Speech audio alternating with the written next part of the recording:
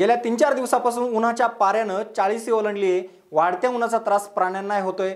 प्राण्यांना उष्णतेचा त्रास होऊ नये यासाठी कात्रजच्या राजीव गांधी प्राणी संग्रहालयात विविध उपाययोजना राबवण्यात आल्या आहेत। राजीव गांधी प्राणी संग्रहालयात 67 प्रकारचे जवळपास 400 प्राणी आहेत। या सर्व प्राण्यांचं उन्हापासून संरक्षण व्हावं यासाठी कूलर बसवण्यात आलेले आहेत। त्याचबरोबर खंदकांमध्ये पाण्याची व्यवस्था करण्यात आली आहे। वाघ, सिंह, हत्ती, अस्वल, साप या विविध प्राण्यांची यावेळी विशेष काळजी घेण्यात येत आहे। उन्हामुळे त्यांच्या आहारात देखील बदल करण्यात आलेला आहे। थंडगार पाण्याचा आनंद इथे प्राणी मनमुरादपणे लुटतायत।